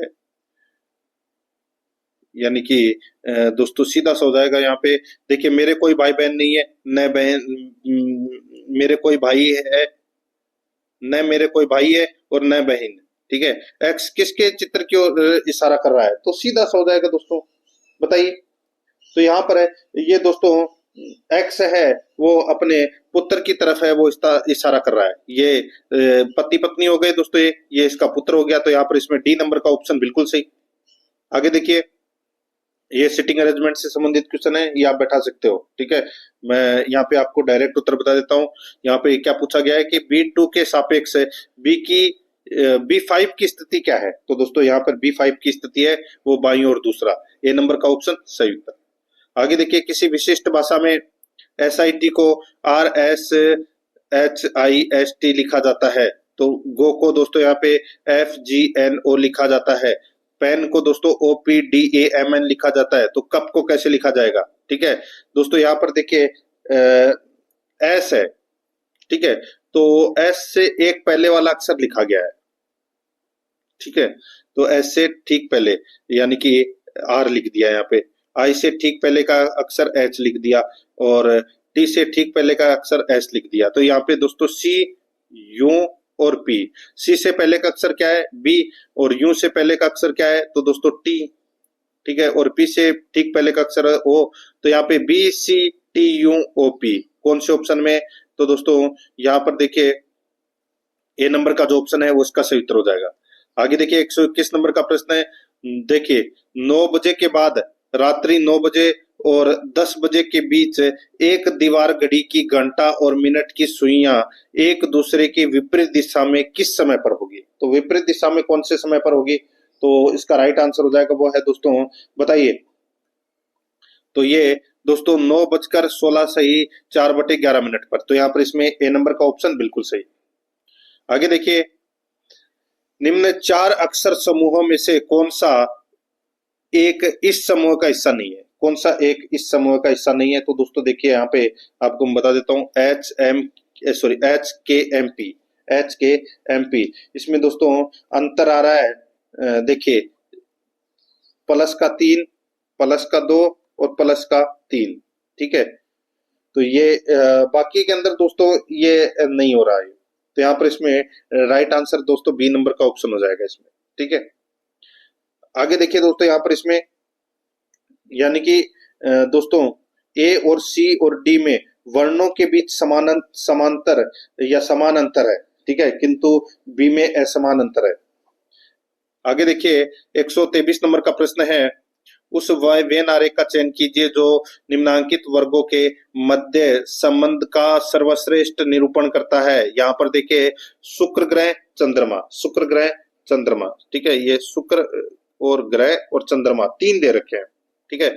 तो शुक्र क्या है दोस्तों, ये एक ग्रह, ठीक है, चंद्रमा अलग है, तो यहाँ पर इसमें डी नंबर का जो ऑप्शन राइट आंसर हो जाएगा। आगे देखिए, उस आकृति का चयन कीजिए जो निम्न आकृति श्रृंखला में अगले स्थान पर आएगी, जो अगले स्थान पर आएगी। तो दोस्तों यहाँ पर देखिए, इसमें ये वाली आकृति दे रखी है, तो अगले स्थान पर यहाँ पर कौन सी आकृति आएगी वो बताना है। देखिए यहाँ पर वर्त के भीतर अंक है वो घड़ी की दिशा में घूम रहे हैं, घड़ी की दिशा में क्या कर रहे हैं दोस्तों, घूम रहे हैं, ठीक है। तो दोस्तों सीधा सा हो जाएगा, यहाँ पे 4 आकृतियों के बाद पुनः पहली आकृति दोहराती है, तो यहाँ पर इसका राइट आंसर हो जाएगा, यहाँ पर ए नंबर का जो ऑप्शन है वो इसका सही उत्तर हो जाएगा इसमें। आगे देखिए 125 नंबर का प्रश्न है, ये कथन और धारणाओं से संबंधित प्रश्न दोस्तों 4 से 5 प्रश्न है वो पूछे जाएंगे। यहाँ पर देखिए कथन देखिए, एक्स वाई से कहता है यदि आपको अपनी कंपनी की बिक्री में वृद्धि करनी है तो आपको समाचार पत्र ए में विज्ञापन देना चाहिए। धारणाएं देखिए, समाचार पत्र ए अन्य समाचार पत्रों की तुलना में अधिक व्यापक और प्रचलन में है। दूसरा देखिए, वाई की कंपनी की बिक्री कम है, तो दोस्तों इसमें न तो धारणा पहली सही है और न ही दूसरी सही है, तो यहाँ पर इसमें राइट आंसर क्या हो जाएगा, बी नंबर का ऑप्शन बिल्कुल सही। आगे देखिए 126 नंबर प्रश्न है, यदि एक घड़ी में 4:45 का समय है तो सामने रखे दर्पण में क्या समय दिखाई देगा, तो क्या समय दिखाई देगा, तो दोस्तों सीधा सा हो जाएगा, यहाँ पे ये 11:60 में से इसको माइनस कर लीजिए, 11:60 में से दोस्तों 4 पॉइंट यानी कि 4:45 है वो माइनस कर लीजिए, कितना आएगा, तो दोस्तों ये आएगा 7:15, ठीक है। यहाँ पर यही अपना सही उत्तर हो जाएगा, बी नंबर ऑप्शन बिल्कुल सही उत्तर इसमें हो जाएगा। आगे देखिए 127 नंबर का प्रश्न है, इसमें देखिए वक्तव्य दे रखा है और तर्क दे रखे हैं, अपने को बताना है कि कौन सा इसमें सही है, ठीक है। दोस्तों यहां पर देखिए वक्तव्य देखिए, क्या युवाओं को राजनीति में शामिल होना चाहिए, क्या युवाओं को राजनीति में शामिल होना चाहिए। तर्क देखिए, हाँ युवा राजनीतिक दलों में उसके आगे सक्रिय पूर्वक सार्थकता के साथ और सारगर्भित रूप से शामिल होकर राजनीति के द्वारा दुनिया को बदल सकते हैं। दूसरा देखिए दोस्तों, यहाँ पे नहीं, राजनीति को विशेष रूप से राजनीति के अनुभवी व्यक्तियों का क्षेत्र माना जाता है, तो दोस्तों ये गलत हो जाएगा। यहाँ पर इसमें तर्क है वो फर्स्ट है, वो क्या है, सही है, तो यहाँ पर इसमें राइट आंसर क्या हो जाएगा दोस्तों, कौन सा ऑप्शन, तो दोस्तों यहाँ पर देखिए डी नंबर का जो ऑप्शन है वो इसका सही उत्तर हो जाएगा। आगे देखिए, उस विकल्प का चयन कीजिए जिसका तीसरे शब्द से वही संबंध है जो दूसरे शब्द का पहले से। आइजोल, मिजोरम, दिसपुर, बताइए दोस्तों, आइजोल है ये मिजोरम की राजधानी है, तो दिसपुर है ये किसकी राजधानी है, तो ये असम की, तो यहाँ पर बी नंबर ऑप्शन सही उत्तर। 129 नंबर प्रश्न है, इसमें भी देखिए कथन दे रखा है, देखिए जीवन में सफल होने के लिए व्यक्ति को कड़ी मेहनत करनी चाहिए, तो दोस्तों यहाँ पर देखिए इसका राइट आंसर हो जाएगा, बिल्कुल सत्य है ये कथन। देखिए कड़ी मेहनत के बिना कोई भी जीवन में सफल नहीं हो सकता, तो यहाँ पर इसमें बी नंबर का जो ऑप्शन है वो इसका सही उत्तर हो जाएगा। आगे देखिए 130 नंबर का प्रश्न है, इसमें भी देखिए कथन और कार्यवाही दे रखी है, अपने को बताना है कि कौन सी कार्रवाई है वो सही है। कथन देखिए, 7वें वेतन आयोग का कार्यान्वयन न होने के कारण सभी केंद्रीय सरकार के कर्मचारी हड़ताल पर चले गए। 7वें वेतन आयोग का कार्यान्वयन न होने के कारण सभी केंद्रीय सरकार के कर्मचारी हड़ताल पर चले गए। कार्यवाही देखिए, 7वें वेतन आयोग को तत्काल लागू किया जाना चाहिए, 7वें वेतन आयोग को तत्काल लागू किया जाना चाहिए। दूसरा देखिए, सभी केंद्रीय सरकारी कर्मचारियों को निलंबित किया जाना चाहिए, तो दोस्तों ये भी बिल्कुल सही है। तो दोस्तों यहाँ पर देखिए इसका जो राइट आंसर हो जाएगा वो है, इसमें देखिए या तो एक का पालन होना चाहिए या दो का, ठीक है, दोनों में से एक का पालन होना चाहिए दोस्तों, यहाँ पर इसमें बी नंबर का ऑप्शन सही उत्तर हो जाएगा। आगे देखिए, अब अपन दोस्तों गणित से संबंधित 20 प्रश्न है वो पढ़ लेते हैं सिलेबस के अकॉर्डिंग। 31 नंबर का 131 नंबर का प्रश्न, इसमें देखिए किसी मिश्रण में रेत और बजरी का अनुपात 7:8 है, 7:8 है, ठीक है, जबकि बजरी और सीमेंट का अनुपात है वो दोस्तों 6:7 है, 6:7 है। ये बजरी और सीमेंट का अनुपात है। तो दोस्तों यहाँ पर मिश्रण में रेत और सीमेंट का अनुपात क्या होगा बताइए। सीधा सा मैं आपको बोलूं, ये रेत है, ये दोस्तों बजरी है, और ये दोस्तों सीमेंट है। ठीक है। अब दोस्तों इसमें देखिए इसका अनुपात कितना है, 7:8। और दूसरे का क्या दे रखा है, 6:7, 6:7। बस निकाल लीजिए, 6 कितना हो जाएगा, 42, और 6 48, और 7 8 56, यानी कि 48 अनुपात, सॉरी 42:48 तो कट रहे हैं क्या किसी से? तो दोस्तों देखिए 6 से ही कट रहे हैं। नहीं नहीं, 6 से नहीं कट रहे। देखिए सबसे पहले तो आप काट लीजिए यहाँ पे दोस्तों 2 से काट लीजिए। ठीक है, तो 2 से काटोगे तो दोस्तों कितना हो जाएगा, इसका 21 हो जाएगा, इसका दोस्तों 24 हो जाएगा, और इसका दोस्तों कितना हो जाएगा, 28। ठीक है। अब दोस्तों यहां पर देखिए 21, 24 और 28।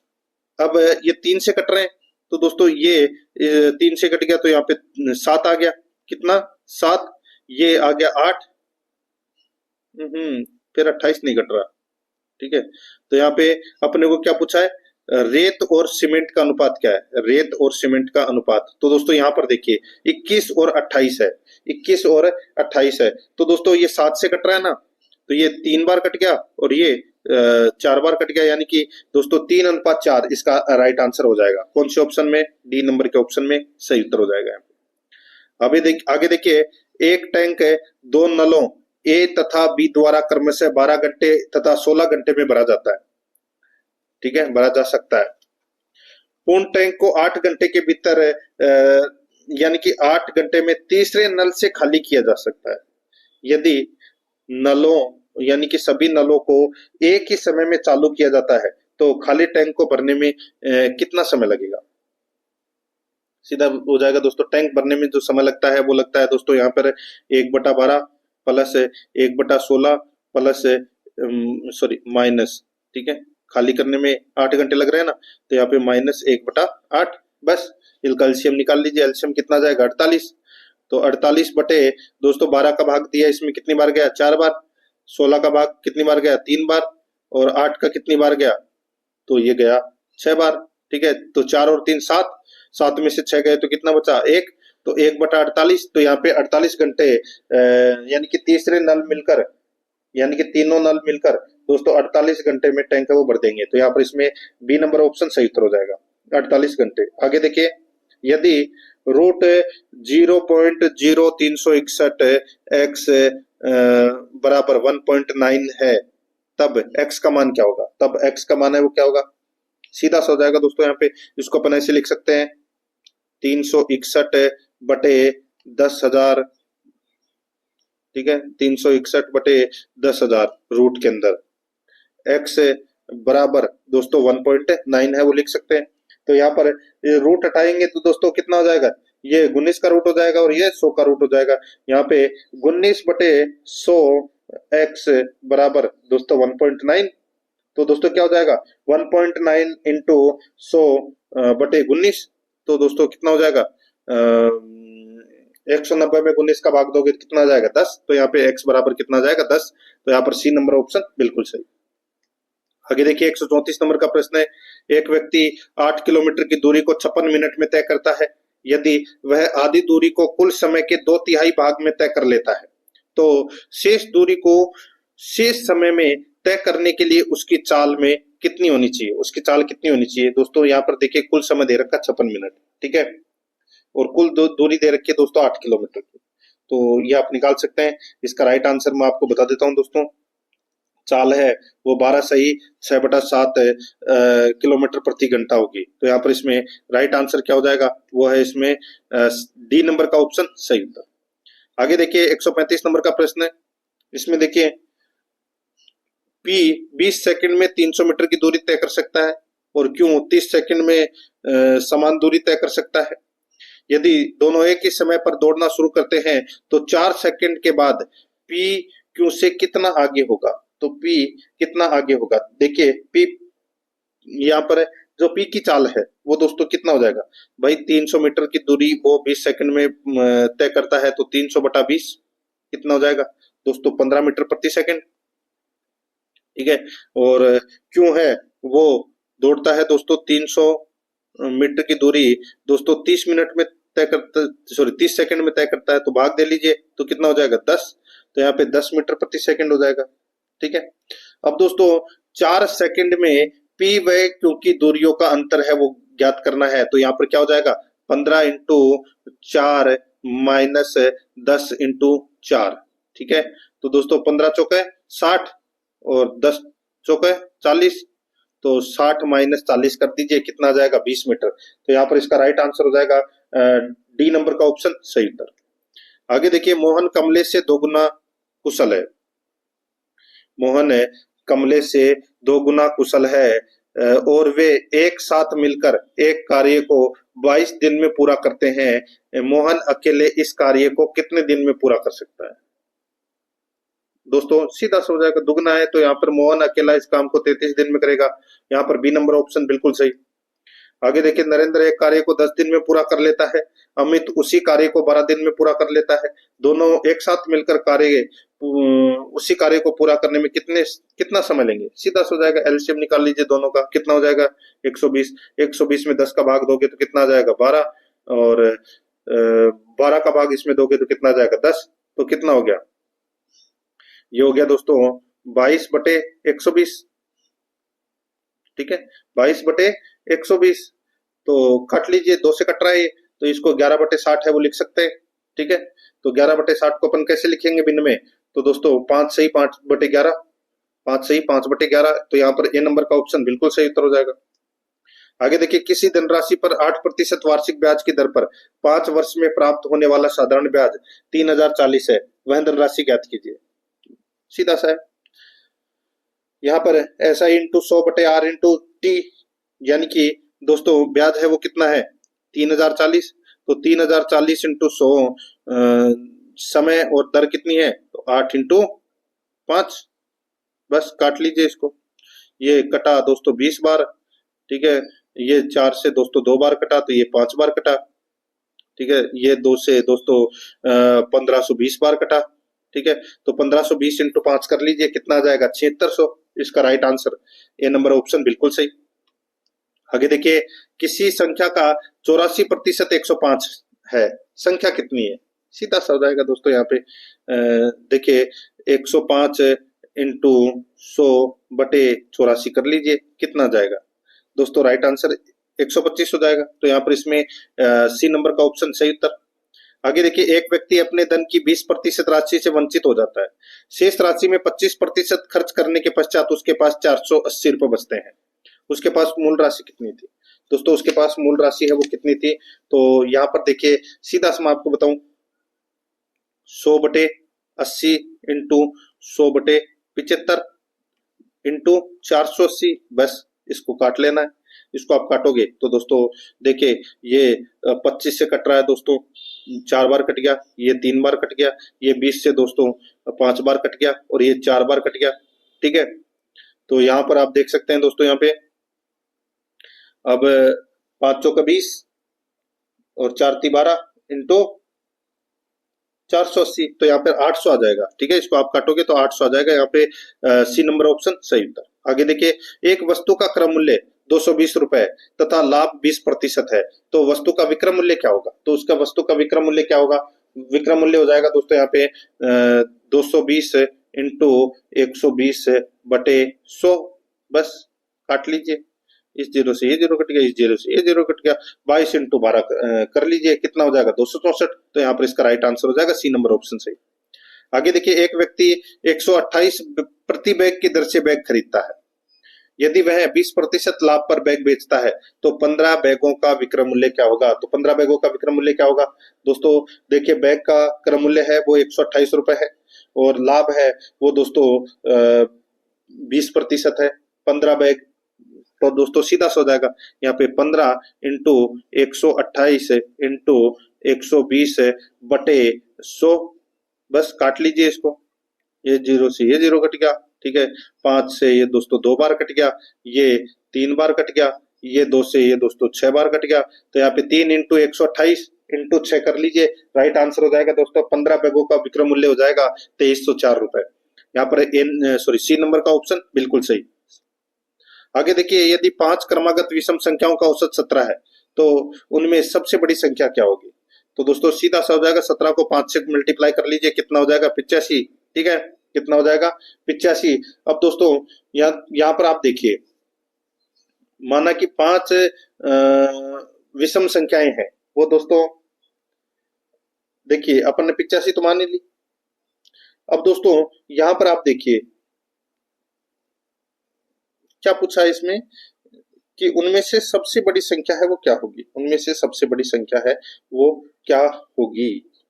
तो यहां पर आप देख सकते हैं दोस्तों, या तो आप ऑप्शन उठा लीजिए, ठीक है, ऑप्शन उठा लीजिए, जैसे कि विषम संख्याएं कौन कौन सी होती है।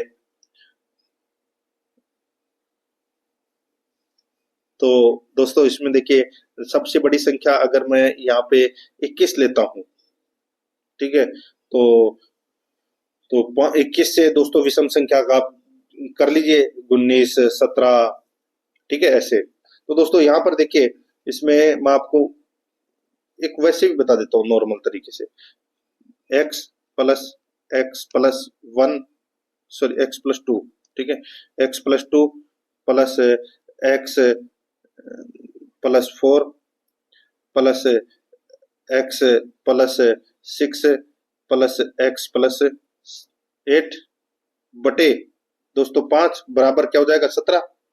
ठीक है, तो यहाँ पे दोस्तों क्या हो जाएगा 17 पंजे 85। तो यहाँ पे 5x प्लस 20 बराबर 85। तो दोस्तों 5x बराबर क्या हो जाएगा 85 माइनस 20 हो जाएगा, तो 5x बराबर 65। ठीक है, और x बराबर कितना आ जाएगा 13। तो यहाँ पे सबसे बड़ी संख्या में दोस्तों अपन क्या करेंगे 8 जोड़ देंगे, तो कितना हो जाएगा दोस्तों ये हो जाएगा 21। तो यहाँ पर इसमें right answer D number option हो जाएगा। आप ऑप्शन उठा के डायरेक्ट भी कर सकते हैं। आगे देखिए, प्रथम 50 प्राकृत संख्याओं का औसत कितना है? 50 प्लस 1 बटे 2 कर लीजिए, 50 प्लस 1 बटे 2 कितना हो जाएगा 25.5। तो यही अपना सही उत्तर हो जाएगा। यहाँ पर डी नंबर ऑप्शन बिल्कुल सही। आगे देखिए, 145 नंबर प्रश्न है, 45 छात्रों की एक कक्षा में लड़कों और लड़कियों का अनुपात 4:5 है। लड़कों के औसत अंक 75 है और लड़कियों के औसत अंक 82 है। पूरी कक्षा के अनुमानित औसत अंक कितने हैं? तो दोस्तों सीधा सा हो जाएगा यहाँ पे 4x into 75, 4x into 75 plus दोस्तों 5x इंटू 82 बटे क्या हो जाएगा 5x प्लस 4x। तो बताओ ये क्या हो जाएगा? तो दोस्तों ये हो जाएगा 300x प्लस 410x बटे 9x। तो दोस्तों क्या हो जाएगा यहाँ पे 710x बटे 9x। तो कितना हो जाएगा 79.9। तो यहाँ पर इसमें डी नंबर का जो ऑप्शन है वो इसका सही उत्तर हो जाएगा। 146 नंबर प्रश्न है, एक टेबल के दो पायों की लंबाई का अनुपात 5:7 है। यदि उनके बीच का अंतर 18 मीटर है तो बड़े पाया की लंबाई कितनी होगी? तो बड़े पाया की लंबाई कितनी होगी? तो दोस्तों यहाँ पर देखिए, पायों की लंबाई है वो 5x व 7x दे रखी है, बीच का अंतर दोस्तों यहाँ पर 18 मीटर दे रखा है। ठीक है, तो यहाँ पर क्या हो जाएगा 7x माइनस 5x बराबर 18। तो 18 में 2 का भाग दे लीजिए, कितना हो जाएगा दोस्तों अंतर क्या हो जाएगा 2x बराबर 18। तो 18 में 2 का भाग दोगे तो कितना जाएगा x बराबर कितना जाएगा 9। ठीक है, अब यहाँ पे बड़े पाए की लंबाई, तो 9 को 7 से मल्टीप्लाई कर दीजिए, कितना हो जाएगा 63। तो यहाँ पर इसमें right answer A number option हो जाएगा। आगे देखिए, दो संख्याओं का गुणनफल 76,800 है और उनका लसागु 960 है, तो दोनों संख्याओं का मैसअप होगा। सीधा सा हो जाएगा, यहाँ पे 76,800 के अंदर है दोस्तों 960 का भाग दे लीजिए। ठीक है, तो अपना राइट आंसर आ जाएगा दोस्तों कितना 80। राइट आंसर इसमें ए नंबर ऑप्शन हो जाएगा। आगे देखिए, निम्नलिखित को हल करें। दोस्तों निम्नलिखित को हल करें, यहाँ पर 4 इंटू 36 माइनस 6 ब्रैकेट में दोस्तों यहाँ पर 3 प्लस 2 फिर 216 भाग 6 माइनस 51। तो दोस्तों सबसे पहले अपन क्या करेंगे 216 में 6 का भाग दोगे, 216 के अंदर दोस्तों 6 का भाग दोगे, ठीक है, तो कितना आ गया 36। और 36 को 2 से मल्टीप्लाई कर दिया तो दोस्तों कितना आ गया 72। ठीक है, तो यहाँ पर होगा दोस्तों 3 प्लस 72 माइनस 51। ठीक है, अब दोस्तों 3 देखिए 72 और 3 कितने होते हैं 75, और 75 में से 51 गए तो कितने बचे 24। तो ये पूरा काट के यहाँ पे मैंने 24 लिख दिया। अब यहाँ पे 4 इंटू 36, 4 इंटू 36 कितने होते हैं तो दोस्तों ये होते हैं 144। तो यहाँ पे 144 माइनस 6 ब्रैकेट में 24। ठीक है, तो यहाँ पर है 6 इंटू 24 कितने होते हैं 144, और 144 में से 144 गए तो क्या बता 0। तो यहाँ पर डी नंबर ऑप्शन सही उत्तर। आगे देखिए, यदि संख्या x 45 62 9 द्वारा विभाज्य है तो x का मान कितना होगा। ऑप्शन उठा के कर लीजिए अगर आप करना चाहते हैं तो दोस्तों सीधा सा मैं आपको बताऊं। देखिए यहाँ पे x plus 4 plus 5 plus 6 plus 2, ठीक है, कितना हो गया ये तो दोस्तों ये हो गया 17x। कितना हो गया 17x। तो दोस्तों 9 से विभाज्य के लिए x का मान है वो दोस्तों 1 होना चाहिए, यानी कि 17 प्लस 1 18। ठीक है, तो यहाँ पर इसमें 1 मान होगा, यहाँ पर सी नंबर ऑप्शन सही उत्तर हो जाएगा। आगे देखिए 1 से 100 दोनों सम्मिलित तक सभी संख्याओं का योग कितना होगा। इसका सूत्र होता है दोस्तों n प्लस 1 बटे 2, n ब्रैकेट n प्लस 1 बटे 2। तो यानी कि 100 ब्रैकेट में क्या हो जाएगा 100 प्लस 1 बटे 2, तो कितना हो जाएगा दोस्तों इसको इससे काट दिया तो कितना हो जाएगा 50 इंटू 101 कितना हो जाएगा 5050। तो यहाँ पर इसका राइट आंसर सी नंबर का ऑप्शन हो जाएगा। ये दोस्तों मैंने आपको 5वां नंबर का मॉडल पेपर है वो कंप्लीट करवा दिया है। प्रश्न आपको कैसे लगे, कुछ चेंजेस वगैरह करना है तो आप कमेंट में बता सकते हैं। और आराध्या आर एस अकेडमी के यूट्यूब चैनल को सब्सक्राइब जरूर करें, बेल आइकन को दबाएं, क्लास को लाइक और अपने दोस्तों के पास में शेयर जरूर करें। मिलते हैं दोस्तों नेक्स्ट क्लास में। जय हिंद, जय भारत।